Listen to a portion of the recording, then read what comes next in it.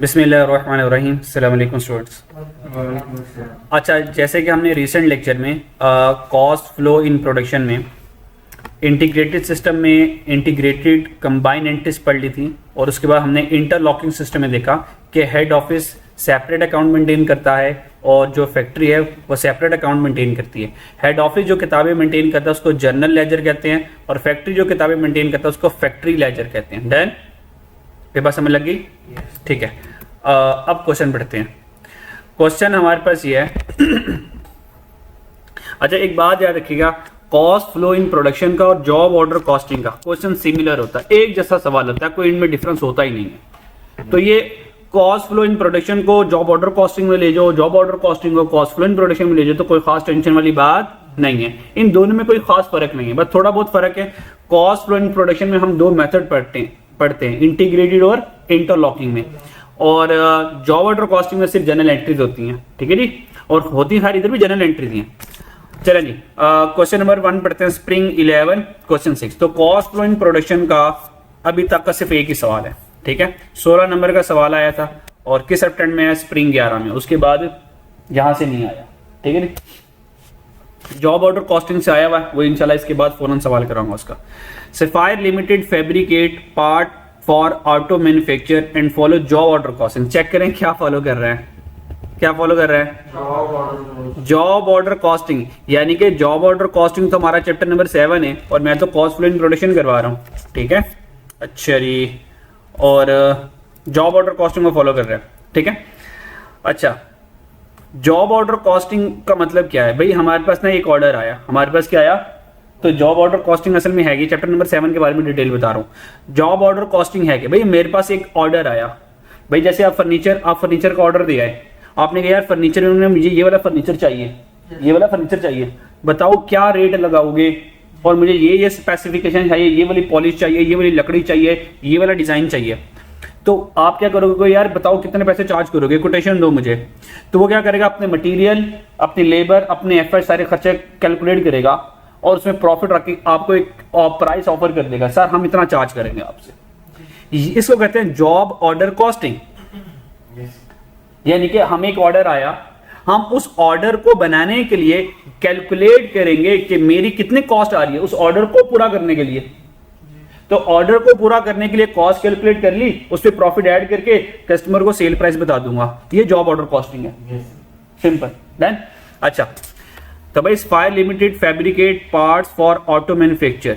भाई वो auto manufacture के पार्ट बनाता है। The company head office is situated in Lahore. भाई हेड ऑफिस कहां पर है? और बच्चों हेड ऑफिस कहां पर है? हेड ऑफिस लाहौर में, बट फैक्ट्री इन कराची। यार काफी दूर नहीं, कराची की फैक्ट्री लगाई, कोई शेख इब्राहिम लगा लेता। अच्छा चलो खैर, अच्छी बात है, कराची में फैक्ट्री उसकी। A separate set of record is kept at the head office and the factory. ओए होए होए, क्या उसने कमाल कर दिया। क्या किया उसने? कहा हम सेपरेट सेट ऑफ रिकॉर्ड रखते हैं अपने पास। हेड ऑफिस कहता है मैं अलग रिकॉर्ड रखूंगा, फैक्ट्री तुम अलग रिकॉर्ड करो। तो यहां से क्या इंडिकेशन आ रही है? कौन सी सिस्टम यूज कर रहा है सफायर लिमिटेड? बोलो यार, इंटरलॉकिंग। भाई ये तो इंटरलॉकिंग इस्तेमाल कर रहा है। अगर ये इंटरलॉकिंग सिस्टम इस्तेमाल कर रहा है तो हमें हेड ऑफिस की अलग एंट्रीज करनी पड़ेंगी और फैक्ट्री की अलग करनी पड़ेंगी। अब चेक करते हैं भाई कितनी जॉब्स है मेरे पास। 3 तरह की जॉब्स आई हैं। जॉब ए आई है, बी है, सी है। मान लें इसमें टेबल बनानी है, इसमें कुर्सियां बनानी है, इसमें अलमारियां बनानी है। एग्जाम्पल दे रहा है हमें। ठीक है जी, तो मटीरियल, लेबर, ये सारा सारा उसने हमें कहानी सुना दी। तो मटीरियल आ गया, लेबर आ गया, लेबर रेट आ गया। फर्स्ट वाले पॉइंट में मटीरियल आ गया, उसके बाद सेकंड में लेबर आ गया, थर्ड में फैक्ट्री ओवरहेड आ गया। अब ये पूरी की पूरी क्या करेगा? कॉस्टिंग करेगा, पूरी की पूरी कॉस्टिंग, चीजों को मैन्युफैक्चर करने से लेके सेल करने तक। तो पहला पॉइंट मटीरियल। अब चेक करो उसकी तरतीब भी चेक करो। Material, labour, factory overhead, manufacturing हो गई। और बोलो यार, फिर अंडर ओवर अप्लाइड आ गया। फिर वो कह रहा है जॉब ए बी कंप्लीट हो गई, और कस्टमर को सेल कर दिया, और कैश डिस्काउंट भी दे दिया उसको, और कुछ सेलिंग और एडमिन खर्चे भी आ गए। Requirement, prepare journal entries to record all the above transaction in बोलो यार, फैक्ट्री लेजर। हाँ, SL factory ledger and general ledger. ये जनरल लेजर को क्या हो गया, मुफ्तें बढ़ गई इनकी, मैं इनको जरा जुदा कर दूं जरा। यार ये एडिट क्यों नहीं हो रहा? अच्छा ठीक है भाई, जनरल लेजर इसका मतलब इंटरलॉकिंग सिस्टम है। और मुझे क्या के पास करनी है, मुझे क्या पास करनी है भाई, जनरल एंट्रीज। ठीक है, चलो जनरल एंट्रीज पास करते हैं आज। अच्छा जी, सवाल हमारे पास ये आ गया। तो क्वेश्चन हमारे पास फायर लिमिटेड है, कॉस्ट फ्लो इन प्रोडक्शन है। तो हमारे पास आ गया फायर लिमिटेड।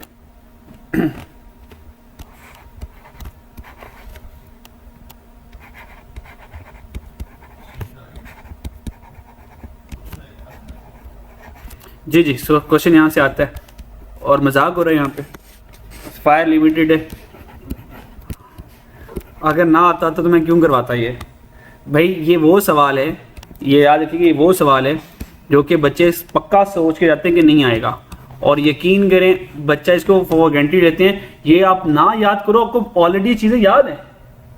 ये तो 5 मिनट का टॉपिक नहीं है, 15 मिनट लगाए टॉपिक पक्का हो जाता है आपका, एंट्रीज रिवाइज हो जाती है। 2011 के बाद ये आया हुआ है, ये जॉब ऑर्डर कॉस्टिंग की शक्ल में आया हुआ है, और वहां पे इंटीग्रेटेड एंट्रीज चलती हैं, यानी कि इंटरलॉकिंग नहीं आया हुआ। तो चेक करो, इसके आने के चांसेस बढ़ जाते हैं। अगर 2011 से अगर ये नहीं आया तो इसकी किस्मत खुल सकती है। ये वो है, ये वो बंदा जो कभी भी जा सकता है, ये मुर्दा कभी भी जा सकता है। अच्छा जी, तो भाई इंटरलॉकिंग सिस्टम है। अगर इंटरलॉकिंग सिस्टम है तो फैक्ट्री लेजर अलग से बनेगा, फैक्ट्री लेजर अलग से बनेगा, और हेड ऑफिस का लेजर अलग से बनेगा। तो भाई फैक्ट्री के अकाउंट के लिए फैक्ट्री लेजर, और हेड ऑफिस के अकाउंट के लिए बच्चों कौन सा, जर्नल लेजर बनेगा। यहां तो कोई परेशानी? नो परेशानी। नो परेशानी मतलब 9 परेशानी है आपको? यस। ओके। यार ये लाइन सीधी लगी नहीं है यार, चलो कोई बात नहीं। अच्छा भाई, नंबर 1 भाई, सबसे पहले आ जाए, जब हमने जनरल एंट्री स्टार्ट की थी भाई, हमने जनरल एंट्रीज कहां से स्टार्ट की थी? हाँ भाई, परचेज ऑफ रॉ मटेरियल। तो सबसे पहले हम रॉ मटेरियल परचेज करेंगे। अच्छा, अब तरतीब से भी चल सकते हो, ये पक्की बात है। सारी जनरल एंट्रीज कॉस्ट फ्लो की, तो पक्की बात है मटेरियल, लेबर, फैक्ट्री ओवरहेड, इन्होंने तो होना ही होना।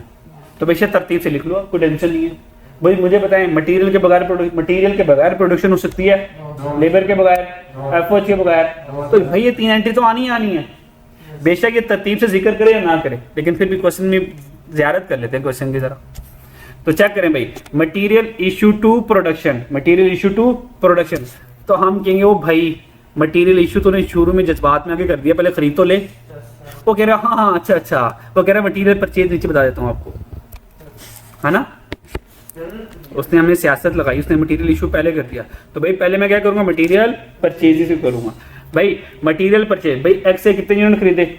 1 लाख, और 1 यूनिट 25 का, और वाई 1.5 लाख, 1 यूनिट 35 का। ये मटेरियल परचेज हो गया, डन। बच्चों समझ लगती है? अच्छा, तो सबसे पहले कर लेंगे रॉ मटेरियल परचेज्ड।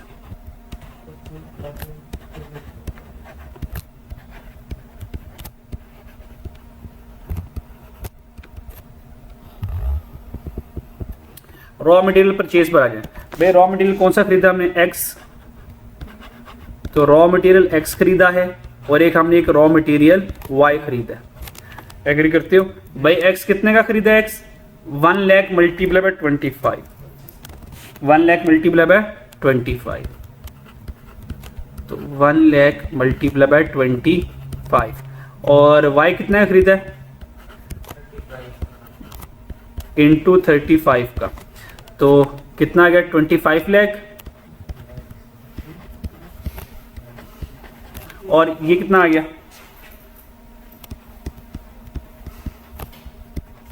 5250,000। मुझे ये बताएं, रॉ मटेरियल परचेज की एंट्री क्या होती है? Raw material debit, cash, credit. और बोलो यार, कैश क्रेडिट। मुझे, हाँ बच्चों कैश लिख सकता हूं नहीं, यहाँ पे कैश आना है, पर कैश में क्या लिखूंगा, जनरल लेजर लिखूंगा। जनरल लेजर, इन दोनों को ऐड करो क्या बनेगा, एक क्रेडिट हो जाएगा। एग्री करते हो? Yes sir. ये रॉ मटेरियल परचेज हो गया। अच्छा, जब ये वाली एंट्री जनरल लेजर में करूंगा, भाई जनरल एंट्री में कैश आ गया, क्रेडिटर आ गया, देखते हैं उधार पे खरीदा या कैश पे खरीदा। ऑन अकाउंट है, इसका मतलब उधार पे खरीदा, तो क्रेडिटर आ गए, क्रेडिट पे खरीदा हुआ है, तो इसका मतलब यहाँ पर क्रेडिटर आ गए। ठीक है जी। अच्छा जी, तो क्रेडिटर्स आगे 7750,000, और भाई इसके डेबिट कौन हो जाएगा, फैक्ट्री लेजर हो जाएगा। Factory ledger control 7750,000। यहां तक बताएं कोई परेशानी? ये रॉ मटेरियल परचेज की हमने एंट्री कर ली। आगे चलें बच्चों। अच्छा जी, नेक्स्ट जनाब, रॉ मटेरियल परचेज के बाद उसके बाद एंट्री क्या होती है, रॉ मटेरियल कहाँ जाता है भाई, रॉ मटेरियल इशूड होता है ना। हाँ, परचेज रिटर्न देख लो यार, purchase return, purchase material issue, purchase return कोई भी नहीं है भाई, परचेज रिटर्न कोई भी नहीं। अब मटेरियल इशूड हो रहा है, मटेरियल इशूड कौन हो रहा है भाई, मटेरियल एक्स भी इशू हो रहा है, मटेरियल वाई भी इशूड हो रहा है। ठीक है, तो मटेरियल इशूड, तो raw material x, raw material x भाई ये इशू कर रहा हूं।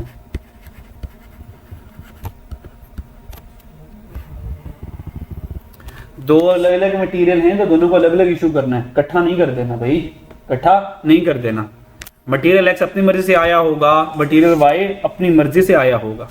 मटेरियल एक्स जब इशू करूंगा तो मुझे बताएं ये इशू कहां पर होता है, वर्क इन प्रोसेस को, और बोलो यार वर्क इन प्रोसेस को। अब मुझे ये बताएं, मटेरियल एक्स हमने इशू कर दिया, मटेरियल एक्स हमने इशू किया, 3 जॉब्स मेरे पास, ये मटेरियल एक्स किस जॉब में इशू हुआ होगा भाई, मटेरियल एक्स कहां गया है भाई, जॉब ए में गया है और सी में गया है। मटेरियल एक्स कहां गया है भाई, ये जॉब जो हैं ये वर्क इन प्रोसेस के लिए, ठीक है, क्योंकि इन जॉब्स को हम मैन्युफैक्चर कर रहे हैं। तो मटेरियल एक्स ए को बनाने के लिए 40,000 गया और सी को बनाने के लिए 10,000 गया। बात समझ आ रही है?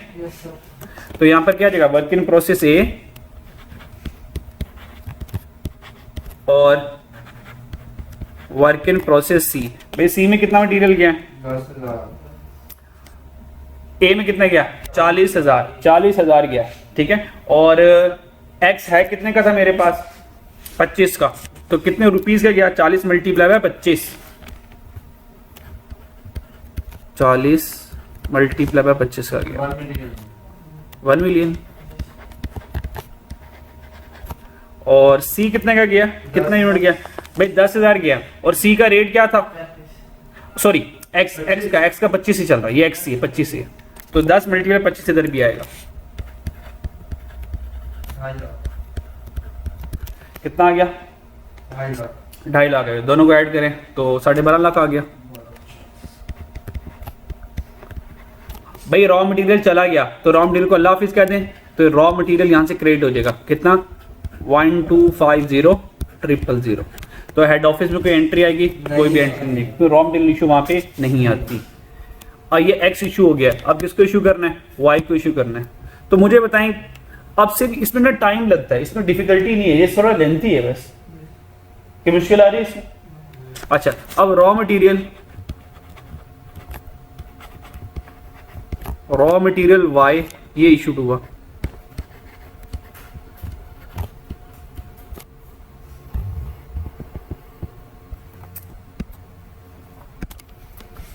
अब वाई देखो किस किस जॉब को इशू किया, वाई गया सिर्फ बी को और सी को, वाई बी 75-25, और वाई कितना का था, 35 रुपए का था 1 यूनिट। तो वाई किस किस को गया था यार, वर्क इन प्रोसेस बी को और ये वर्क इन प्रोसेस सी को। भाई बी को कितने का गया था, 75,000 इंटू 35, 2625 2625,000। अच्छा, और सी का कितना इशू हुआ था? 25,000। 25,000 इंटू 35, 25,000 इंटू 35 कितना है? 8,75,000। डन। तो रॉ मटेरियल क्रेडिट हो गया 35 लाख। अच्छा जी,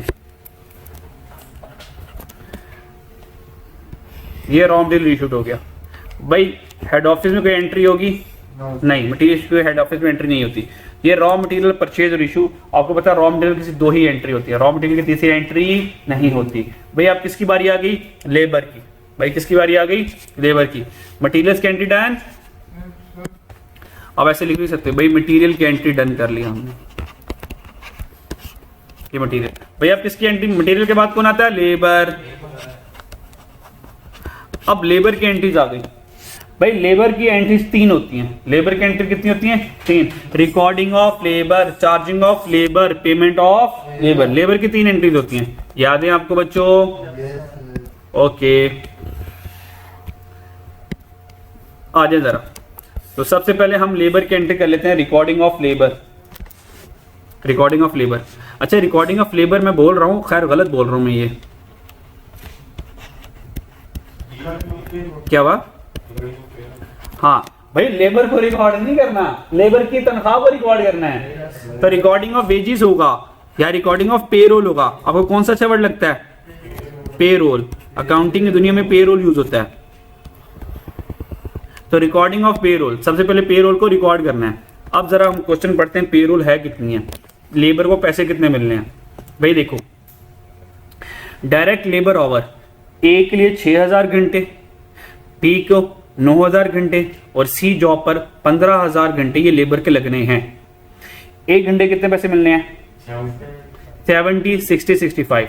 तो 6,000 multiply 75 plus 9 into 60 plus 15,000 into 65, ये तीनों जॉब पर ए को इतने इतने पैसे मिलने हैं। क्या मेरी बात समझ लगती है? Yes, और बोलो यार। yes, sir. हाँ, अब आ जाओ जरा पॉइंट नंबर 2। ये पॉइंट नंबर 1 मटेरियल का पॉइंट था, तो material has been done. Point number 2 आ गया लेबर का। लेबर में आ जाए, the head office prepare the payroll and deduct 8% for payroll tax. कह सकता हूं ये विद होल्डिंग टैक्स आ गया, इनकम टैक्स आ गया। The payroll amount to ₹3 million. भाई पेरोल अमाउंट कितनी थी? पेरोल अमाउंट कितनी थी? और बोलो यार। भाई पेरोल कितनी है? भाई 3 मिलियन। भाई पेरोल 3 मिलियन। ये जो पेरोल अमाउंट है ना भाई, ये लेबर की ग्रॉस वेज है। ये लेबर की ग्रॉस वेजेस है, यानी कि जो रिकॉर्ड होगी वो इस 3 मिलियन के ऊपर रिकॉर्डिंग होनी है, क्योंकि लेबर को 3 मिलियन मिलने हैं। Yes, sir. और याद रखो, यहाँ पे हम पर लेबर की कैलकुलेशन नहीं कर रहे आज लेबर कॉस्टिंग की तरह। Yes, sir. लेबर की कॉस्टिंग की तरह हम पर लेबर की कैलकुलेशन नहीं करें। भाई सारे लेबर के टोटल खर्चों में बात कर रहे हैं हम। Yes, sir. तो भाई सारे लेबर को 3 मिलियन मिलने हैं। अब आगे वो थोड़ी सी वैरायटी लगा रहा है, वो कह रहा है भाई 3 मिलियन लेबर को पैसे मिलने हैं, आउट ऑफ विच उस 3 मिलियन में से 1 मिलियन तो सेलिंग और एडमिन स्टाफ का है। इसका मतलब 3 - 1 कर दूंगा, और ये जो 2 मिलियन होगा इसका ताल्लुक डायरेक्ट लेबर है, फैक्ट्री वाली लेबर का। Yes, sir. इसका मतलब हमें 3 मिलियन नहीं लेना, हमें 2 मिलियन लेना है, क्योंकि फैक्ट्री वाले लेबर ने जो काम किया होगा वो 2 मिलियन के खर्चों का काम किया होगा। डन। इसका मतलब वेजेस कंट्रोल में तो मैं 3 मिलियन रिकॉर्ड करूँ या 2 मिलियन? 2 मिलियन। तो ये उसने बात थोड़ी सी हमसे की, तो हमने कहा कोई मसला नहीं है।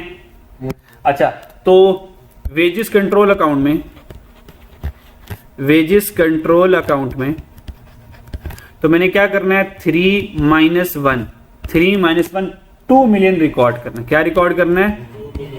2 मिलियन रिकॉर्ड करना। ये मेरी बात समझ लगती है? अच्छा भाई, जो वेजेस रिकॉर्ड करेंगे, भाई वेजेस रिकॉर्ड करने की एंट्री क्या होती है? हाँ जी, ओ बोलो यार सर। रिकॉर्डिंग ऑफ वेजेस की एंट्री होती है वेजेस कंट्रोल डेबिट, उसके बाद विद होल्डिंग टैक्स क्रेडिट और वेजेस टू एम्प्लॉय, यानी कि salary to payroll to employ payable credit, ये एंट्री होती है। मेरी बात समझ आ रही है? ये पूरी ये इंटीग्रेटेड एंट्री होती है। तो अब देखो एक डिजाइन ये होता है, अब फैक्ट्री को और हेड ऑफिस को अलग अलग लिखो। ये थोड़ा सा मुश्किल हो जाता है। अब चेक करें, मैं इंटीग्रेटेड एंट्री लिखने लगा, मेरा स्पेल चेक कीजिएगा, और उससे ऑटोमेटिकली मुझे इंटरलॉकिंग मिल जाएगी। तो देखें, integrated entry recording of wages क्या होती है? वेजेस कंट्रोल डेबिट हो गया, बदलो बचो, वेजेस कंट्रोल डेबिट हो गया, और उसके बाद withholding tax payable credit हो गया। ऐसे ये चेक करो, यही होती है ना इंटीग्रेटेड, ये डेबिट ये क्रेडिट हो गया, और पेएबल टू एम्प्लॉय क्या हो गया? क्रेडिट हो गया। पेएबल टू एम्प्लॉय क्या हो गया? क्रेडिट हो गया। अब चेक करें, ये मेरी एंट्री है। अब जो बैलेंसिंग होगा, फैक्ट्री में जनरल लेजर आ जाएगा और हेड ऑफिस में फैक्ट्री लेजर आ जाएगा बैलेंसिंग। तो देखो हमने इस तरह से बना ली, ये जनरल, ये मेरी इंटीग्रेटेड बन गई, और इसके बैलेंसिंग लिख दूंगा तो इंटरलॉकिंग बन जाएगी। मेरी बात समझ आ रही है? अच्छा, अब यहां पर आ जाओ। अब बाकी से जरा इसकी एंट्रीज पूरी करते हैं बच्चों, बाकी एंट्री जरा पूरी करते हैं। अब मुझे ये बताएं, विद होल्डिंग टैक्स कितना मेरे पास? विद होल्डिंग टैक्स कितना है? विद भाई विद होल्डिंग टैक्स है 8% ऑफ पेरोल। भाई 8% ऑफ पेरोल, पेरोल का 8% टैक्स लेते हैं। भाई टैक्स फैक्ट्री वाला वर्कर है या हेड ऑफिस वाला वर्कर है, भाई गवर्नमेंट ने तो टोटल वेजेस के ऊपर 8% ले लेना है। तो यहां से 2 मिलियन सेपरेट करने की जरूरत नहीं है, भाई डायरेक्ट 3 मिलियन लेना है यहां से। मुझे बताएं, अगर आप 2 मिलियन ले लें, क्या 1 मिलियन वाले लेबर से इनकम टैक्स नहीं लेंगे? भाई सब पे लेंगे ना। हाँ, तो ये जो विद होल्डिंग टैक्स होगा भाई 3 मिलियन का 8% होगा। 3 मिलियन का 8% क्या आता है? 0.24, यानी कि 240%।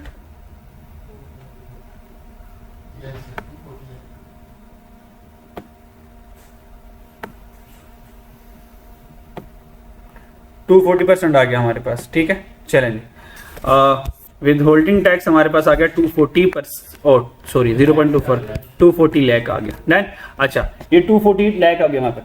याद रखिएगा, पेएबल टू एम्प्लॉय हमेशा बैलेंसिंग निकलता है, पेएबल टू एम्प्लॉय हमेशा बैलेंसिंग निकलता है।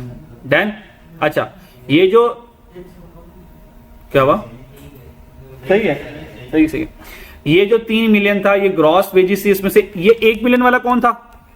भैया एडमिन और सेलिंग, ये तो एडमिन और सेलिंग एक्सपेंस में जाएगा। तो ठीक है, इसको तो एडमिन और सेलिंग एक्सपेंस में भेजें, तो डेबिट हो जाएगा एडमिन एंड सेलिंग। तो भाई एडमिन और सेलिंग एक्सपेंस कितना था? 1 मिलियन का। यहां से बात समझ लगती है? अच्छा, फैक्ट्री में फिर कितना गया होगा? फैक्ट्री लेजर कितना गया होगा? भाई 2 मिलियन। फैक्ट्री लेजर में कितना गया? ये देखो 2 मिलियन गया, तो फैक्ट्री लेजर में आ जाएगा 2 मिलियन। इसका मतलब ये टोटल 3 मिलियन बन गया। 2 मिलियन फैक्ट्री लेजर में चला गया, 1 मिलियन एडमिन सेलिंग में चला गया। इस 3 मिलियन से 2,40,000 टैक्स गवर्नमेंट को चला जाएगा। तो भाई एम्प्लॉय को रिमेनिंग कितने पैसे मिलने हैं? फिर 2 मिलियन, ये हमारे पास बैलेंसिंग आ जाएगा। 2 मिलियन।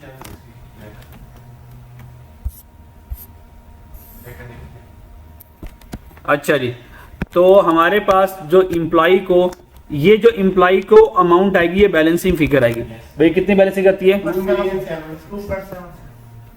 2,760,000।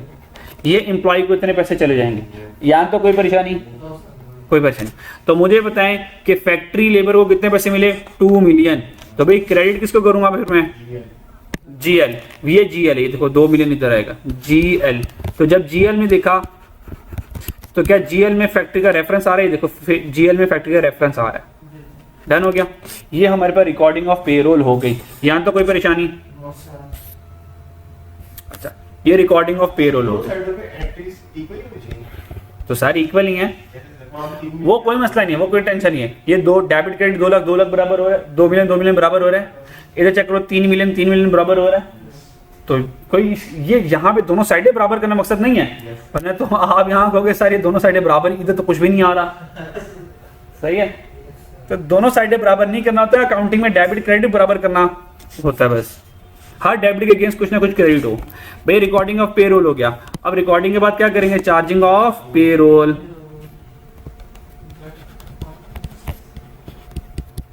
और चार्जिंग ऑफ पेरोल में क्या आता है,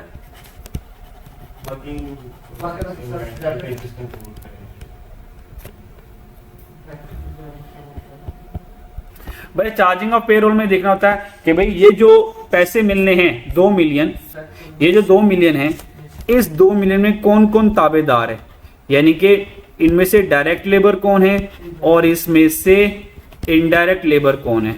तो हमने यहाँ से ये देखना होता है। डन। अच्छा आए जरा ढूंढे डायरेक्ट और इनडायरेक्ट की बातें वो कहाँ कर रहा है।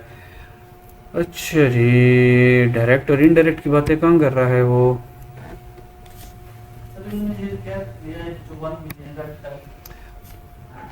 ये जो 2 मिलियन हमारे पास है भाई, ये जो 2 मिलियन है ये डायरेक्ट का हो गया, और ये जो 1 मिलियन है बच्चों ये किसका हो गया, इनडायरेक्ट का हो गया। यहाँ तो कोई टेंशन। अच्छा आए जरा, अब ये जो 2 मिलियन, हेलो बच्चों, ये जो 2 मिलियन डायरेक्ट लेबर है, ये जो 2 मिलियन है डायरेक्ट लेबर है, आपको पता है कि direct labour work in process में जाएगा, ऐसे ही है ना। डायरेक्ट लेबर कहाँ जाता है, वर्क इन प्रोसेस में। अब ये जो 2 मिलियन हमने फैक्ट्री वाले लेबर को 2 मिलियन देने हैं, ये इनको क्या क्या काम करने में देने हैं भाई, ये जॉब ए करेंगे, ये जॉब बी करेंगे और जॉब सी करेंगे, ऐसे ही है। इसका मतलब ये जो 2 मिलियन दे रहा हूं, इसमें से ए जॉब का कितना हिस्सा होगा, 6000 आवर काम कर रहा है और 1 घंटे के 75 ले रहा है, तो 6000 इंटू 75, ये हो गया वर्क इन प्रोसेस ए में लेबर की वेजेस। तो चार्जिंग ऑफ पेरोल में आ जाए। चार्जिंग ऑफ पेरोल की जगह कम है मेरे पास, इसको नीचे वाले कॉलम। चार्जिंग ऑफ पेरोल में भाई सबसे पहले वर्क इन प्रोसेस में आ जाए।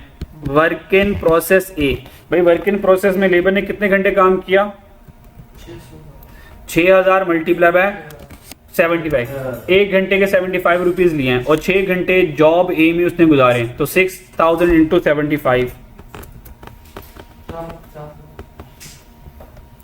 तो 6000 इंटू 75, आंसर कितना आया, 4,04,000, 450,000। फिर आ जाएं वर्क इन प्रोसेस बी में। वर्क इन प्रोसेस बी में कितना टाइम गुजारा, 9000 इंटू 60, 9000 इंटू 60, आंसर क्या आया, 5,40,000। फिर आ जाएगा वर्क इन प्रोसेस सी, कितना, 15,000 इंटू 75, 15,000 इंटू 65 है, आंसर कितना आया, 975,000। यहाँ तो कोई परेशानी, कोई परेशानी नहीं भाई। अच्छा टोटल पैसे कितने बांटने थे हमने लेबर को, भाई टोटल पैसे 2 मिलियन, 2 मिलियन बांटने थे ना, ऐसी है। तो वेजेस कंट्रोल में कितना आ जाएगा, 2 मिलियन। वेजेस कंट्रोल में आ जाएगा 2 मिलियन, ऐसे है। अब मुझे ये बताएं, क्या ये जो 2 मिलियन लेबर को वेजेस मिली थी, इन तीनों को ऐड करके चेक करें, क्या 2 मिलियन बनता है, यस सर। क्या 2 मिलियन बनता है, चेक तो करो। फैक्ट्री वाल भाई यहाँ पर हमने सिर्फ देखना है कि फैक्ट्री वाली एंट्री कर रहे हैं ना। अब फैक्ट्री में ये जो 1 मिलियन था, ये तो हेड ऑफिस वाले दे दिया उन्होंने, हेड ऑफिस का खर्चा तो लिख लिया उन्होंने। हम तो फैक्ट्री वाले हैं ना, हमें क्या पता 1 मिलियन का खर्चा हेड ऑफिस ने किया ही नहीं किया।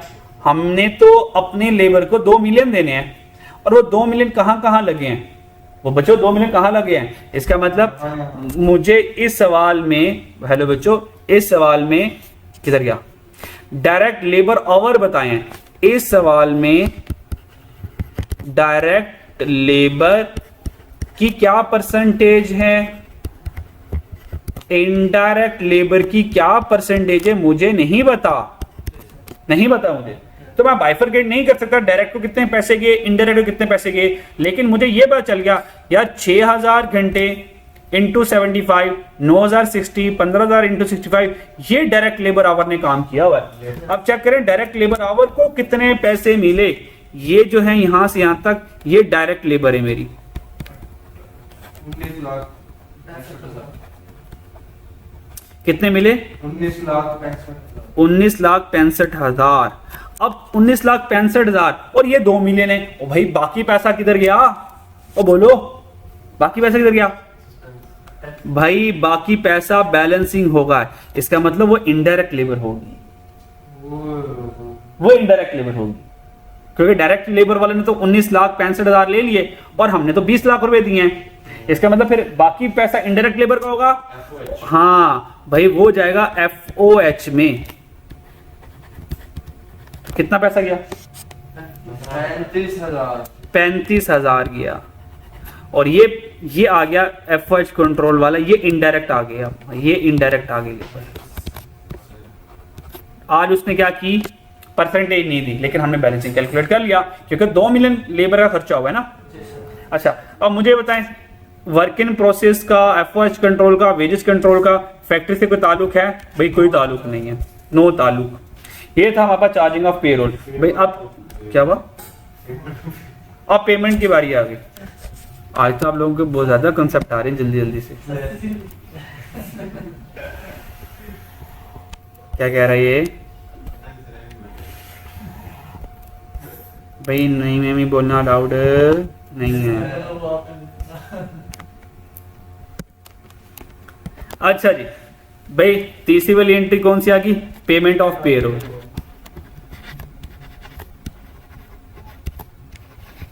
Payment of payroll, payment of payroll में आ जाए जरा। अब हम पेमेंट करने लगे भाई, अब हम पेमेंट करने लगे भाई। पेमेंट ऑफ पेरोल में क्या फैक्ट्री वालों ने पेमेंट करनी होती है? नहीं भाई आज यहाँ पे कुछ नहीं आएगा, आज यहाँ पे कुछ नहीं आएगा, ठीक है। और यहाँ पर हमारे पास लेबर की सारी एंट्रीज खत्म हो जाएंगी।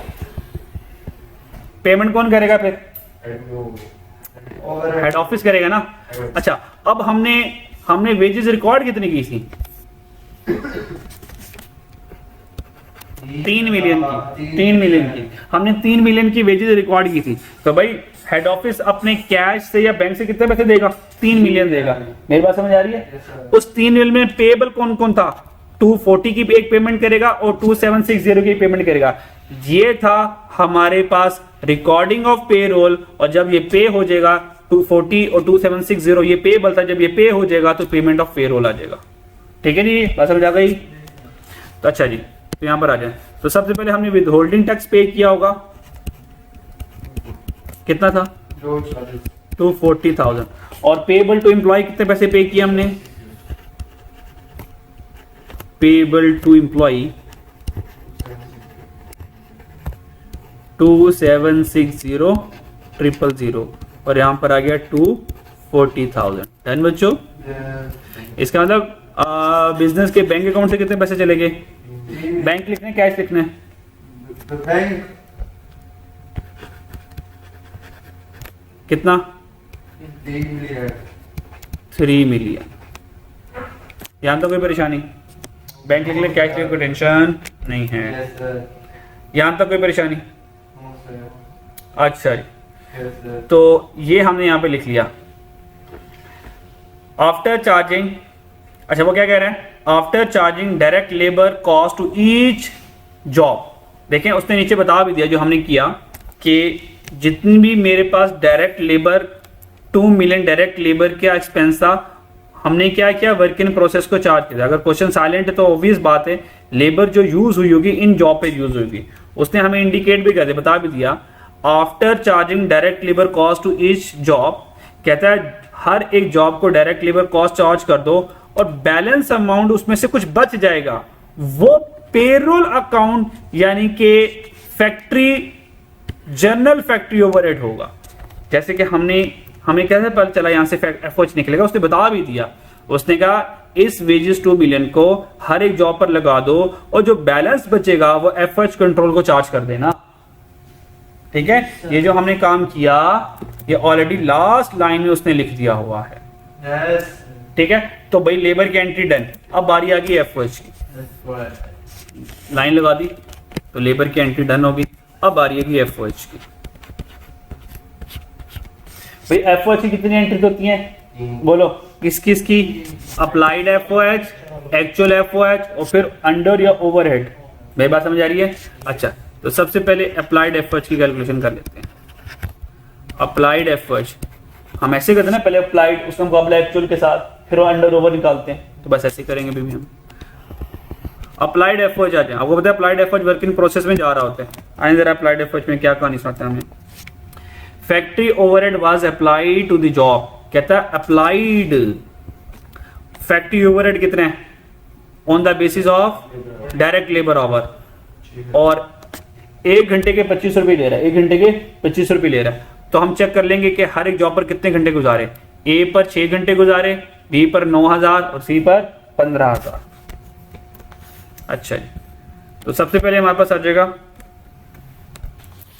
वर्क इन प्रोसेस है, वर्क इन प्रोसेस ए। भाई वर्क इन प्रोसेस में कितने घंटे गुजारे? 6,000 घंटे गुजारे, और 1 घंटे के कितने ओ आ रहे? 25 आ जाएगा। इस तरह वर्क इन प्रोसेस बी में 9,000 घंटे गुजारे और 1 घंटे के 25 रुपये ओवरहेड लगेगा, और जॉब सी में कितने घंटे गुजारे? 15,000 और 1 घंटे के 25 रुपये। आंसर कितना आया? और बी का?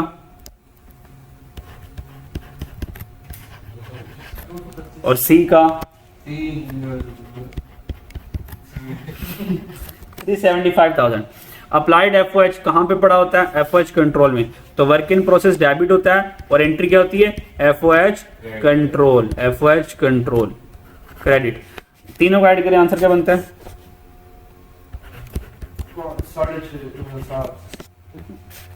750,000 आंसर बनता है। डन मेरी बच्चों। मुझे बताएं work in process FOH control का क्या ये वाली एंट्री हेड ऑफिस में होती है? नो, कोई एंट्री नहीं होगी। ये हमारे पास आ गया अप्लाइड एफओएच। अब बारी आ गई एक्चुअल एफओएच की। अब देखना हकीकत में खर्चा कितना हुआ, हकीकत में खर्चा कितना हो गया। ठीक है, हकीकत वाला खर्चा रिकॉर्ड कर लेते हैं।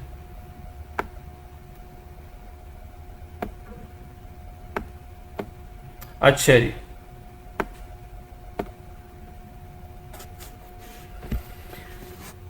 देखिए क्वेश्चन में एक्चुअल एफओएच अगर गिवन हो तो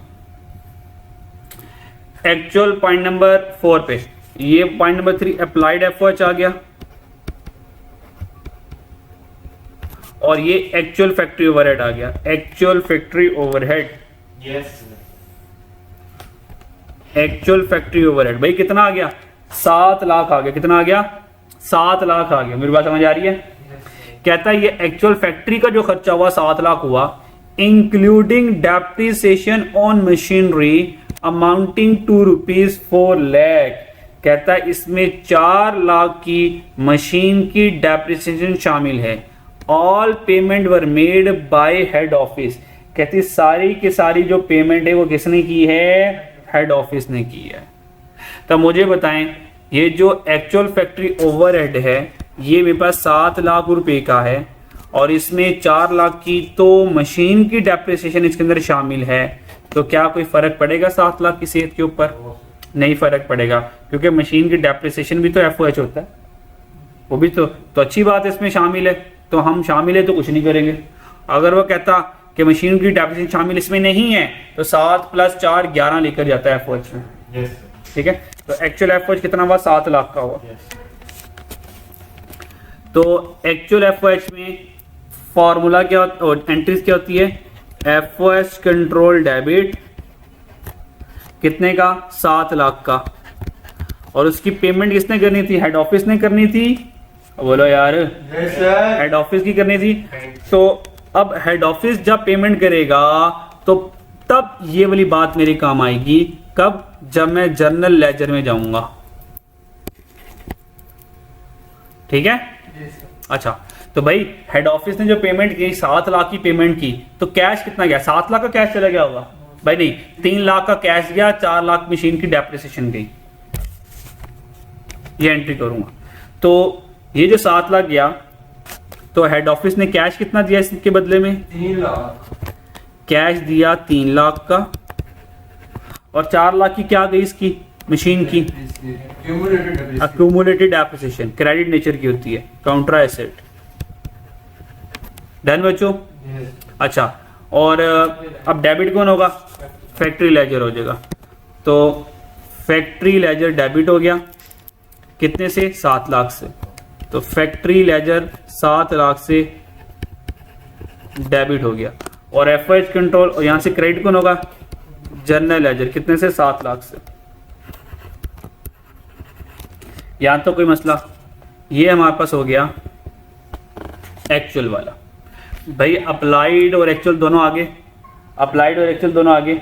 अब मुझे कैलकुलेट करना है अंडर या ओवर अप्लाइड, अंडर या ओवर अप्लाइड। उसको क्या हो गया, ये खेल क्यों गया?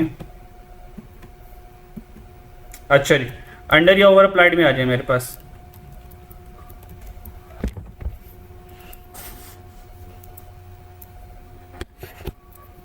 अच्छा जी, बच्चों यहाँ तो कोई टेंशन? हेलो बच्चों। अच्छा, अब मुझे ये बताएं, अंडर अप्लाइड आया, ओवर अप्लाइड आया? अंडर अप्लाइड आया, ओवर अप्लाइड आया? Under applied. अब आप मुझे, अब यहाँ पे गलती होने लगी है बच्चों, क्या होने लगी है? गलती होने लगी है। आप लोग जज्बात में आके क्या करेंगे वो सुन लें। आप लोग जज्बात में आके क्या करेंगे वो सुनिए, ये देखें। Yes sir. अप्लाइड ओवरहेड कितना है? 7,50,000 का, और एक्चुअल कितना आया है? 7 लाख। ओवर अप्लाइड है, ओवर अप्लाइड है भाई। हमने अंदाजा कितने का लगाया? 7,50,000 का। हकीकत में खर्चा कितना आया? 7 लाख का। इसका मतलब 50,000 का ओवर अप्लाइड आ गया। फिर बात समझ आ रही है? ये जो 50,000 का आप यहाँ से डिफरेंस निकाल के ओवर अप्लाइड निकालेंगे, तो ये आपका क्या हो जाएगा? जज्बाती फैसला। और जो क्या हो जाएगा? अगर अप्लाइड की जगह एब्जॉर्ब का वर्ड यूज करें तो फिर अंडर एब्जॉर्ब लिखेंगे। अप्लाइड और एब्जॉर्ब एक ही चीज के दो नाम है। अंडर एब्जॉर्ब करो, अंडर अप्लाइड करो, ओवर एब्जॉर्ब करो, ओवर अप्लाइड करो। वर्ड अप्लाइड और वर्ड एब्जॉर्ब्ड सिनोनिम्स हैं। सर अप्लाइड का मतलब ये है कि इतना अंदाजा लगा। जो अप्लाइड का मतलब है, एब्जॉर्ब का मतलब ही वही है। अप्लाइड का मतलब इतना अंदाजा लगाया, हाँ। एब्जॉर्ब का मतलब ये नहीं सिर्फ इतना हुआ। इसका मतलब है इतना एब्जॉर्ब हो जाएगा, या इतना एब्जॉर्ब और होगा, या इतना एब्जॉर्ब ज्यादा हो गया, या इतना एब्जॉर्ब कम हो गया। ये है, सही है।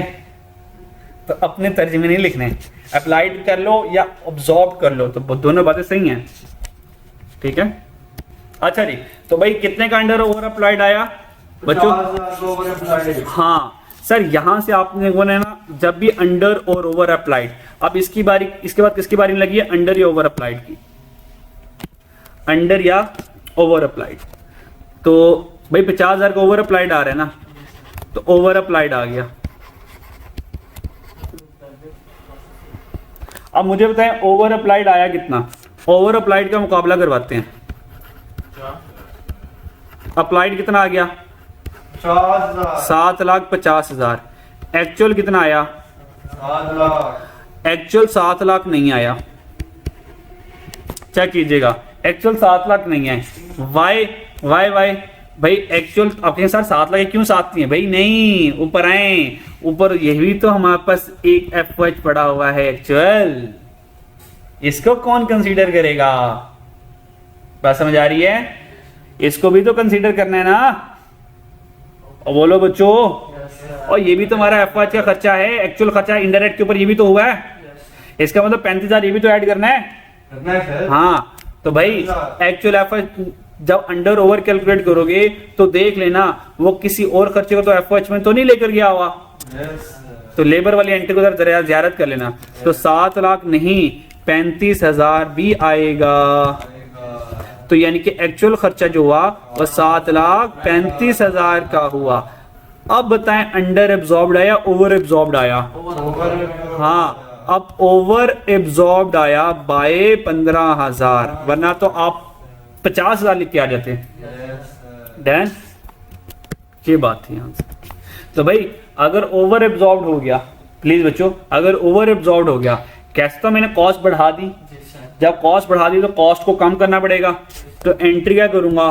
कॉस्ट ऑफ सेल क्रेडिट और F OH control account debit bye 15,000 इधर आ गया, 15,000 इधर आ गया।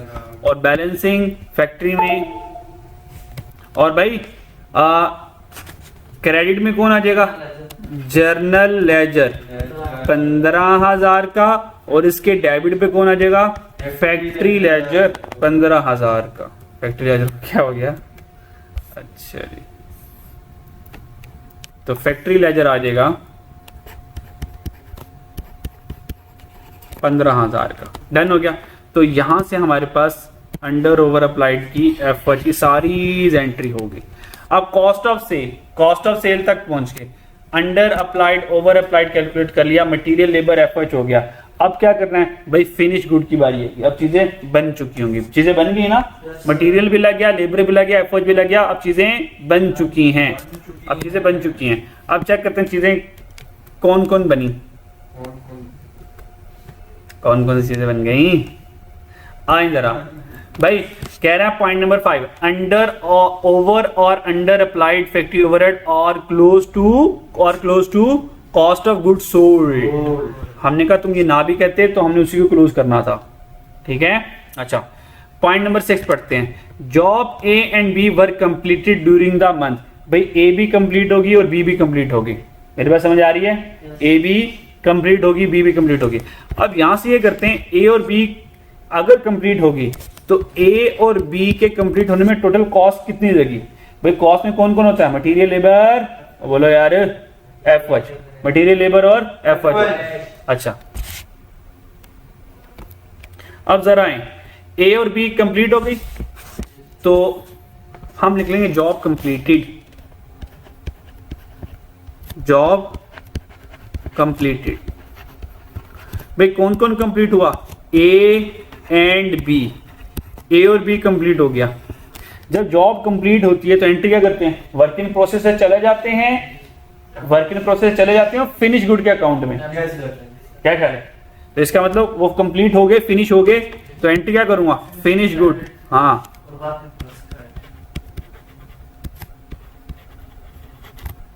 फिनिश गुड, ए भी फिनिश गुड में चला गया और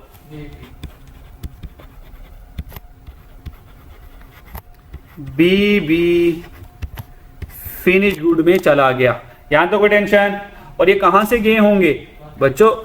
ये वर्क इन प्रोसेस, ए भी वर्क इन प्रोसेस से चले गया और बी भी वर्क इन प्रोसेस से, और बोलो यार, चला गया। यहां तो कोई टेंशन। अच्छा, अब ये कितनी अमाउंट से गए? अब जाएं मटेरियल लेबर एफर्ट, इन सारों में कैलकुलेटिंग कर लेते हैं। ये वर्क इन प्रोसेस ए से गया। अब वर्क इन प्रोसेस को इकट्ठा करो, जितने भी वर्क इन प्रोसेस मिलते हैं। आए जरा शुरू से ढूंढते हैं वर्क इन प्रोसेस।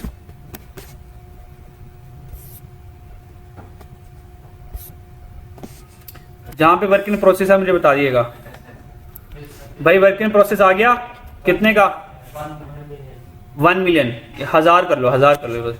और ए 1000 आ गया, और ए को ढूंढना है। ए वर्क इन प्रोसेस में भाई ये भी आ गया, 450 भी आ गया। अच्छा, और देखें वर्क इन प्रोसेस कहाँ आ रहा है? भाई डेट भी आ गया, और कोई आया नहीं आया। इसका मतलब वर्क इन प्रोसेस जो ए है भाई वो कैसे कैलकुलेट किया हमने? 1000 प्लस 450 और प्लस 150। तो भाई वर्क इन प्रोसेस ए में कितना खर्चा लगा? 16 लाख का। 16 लाख का, ऐसे ही है, 16 लाख का खर्चा लग गया। अच्छा, अब इसी तरह बी को ढूंढ के आते हैं।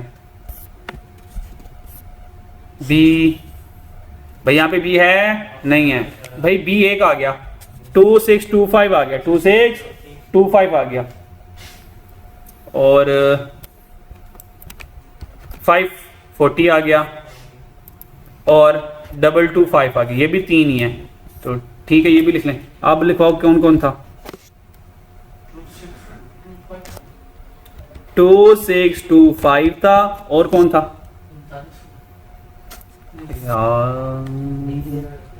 भाई? 540 एक है, एक ही है, एक है 2625 था, और एक ये 540 है, और तीसरा वाला कौन सा ज्यादा था?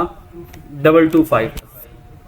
अच्छा, अब बताओ, 2625 हो गया, 540 और तीसरा वाला 225।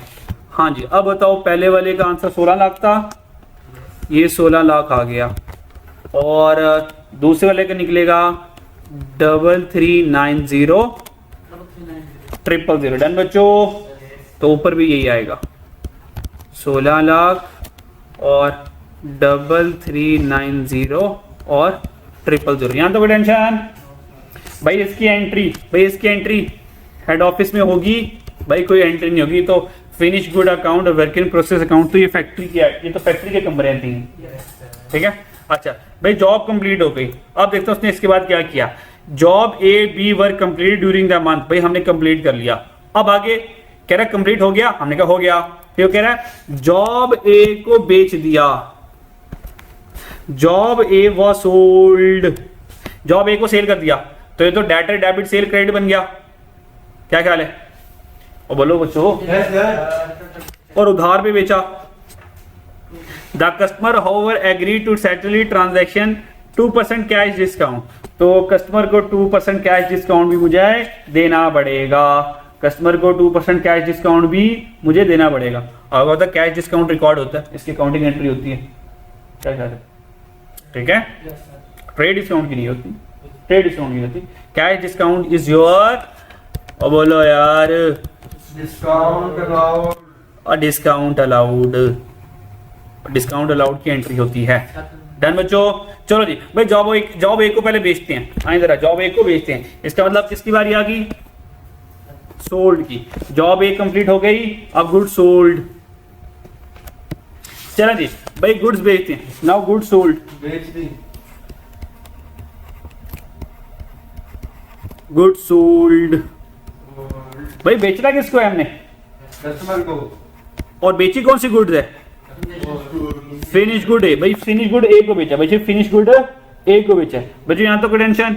बच्चों जब मैं गुड्स बेचूंगा, गुड्स बेचने की एंट्री क्या होती है, डेटर डेबिट सेल क्रेडिट। ये कॉस्ट ऑफ सेल वाली कहां से आई मुझे, debtor debit sale credit, debtor debit sale credit. ओ भाई कितने की चीजें बेची हैं, यहां पर है जरा, सेल कितने की है हमने, भाई सेल कितने की है, 2 मिलियन की। तो सेल रिकॉर्ड करेंगे, डिस्काउंट सेपरेट रिकॉर्ड करेंगे। तो भाई डेटर डेबिट 2 मिलियन से, और सेल क्रेडिट और 2 मिलियन से। अच्छा, आप नेट ऑफ करना चाहो तो कर सकते हो, हेड ऑफिस का मसला है, नेट ऑफ करना चाहो तो और बच्चों कर सकते हो, ऐसे ही है। अच्छा, डेटर डेबिट सेल क्रेडिट हो गया।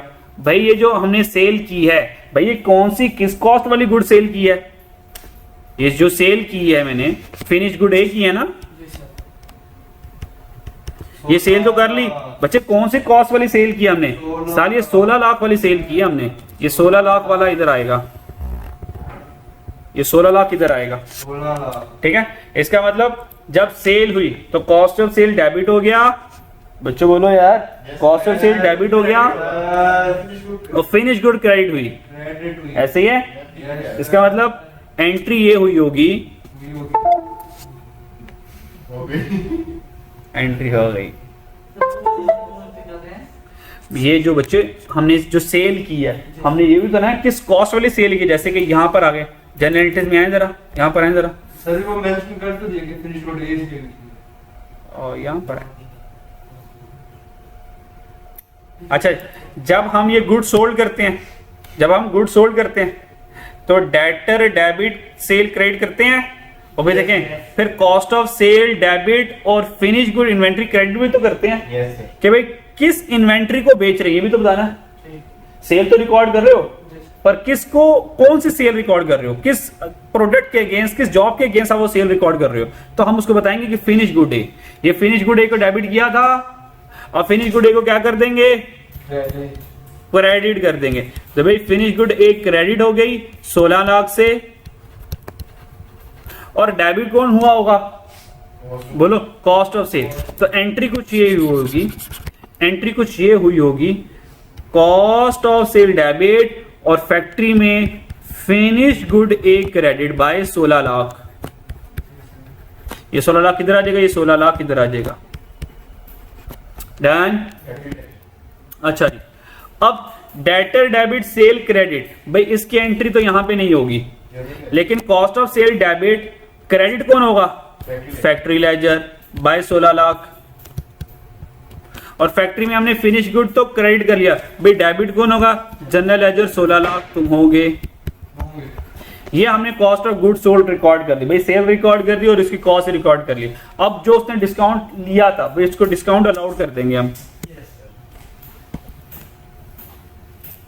डिस्काउंट अलाउड पे आ जाए जरा।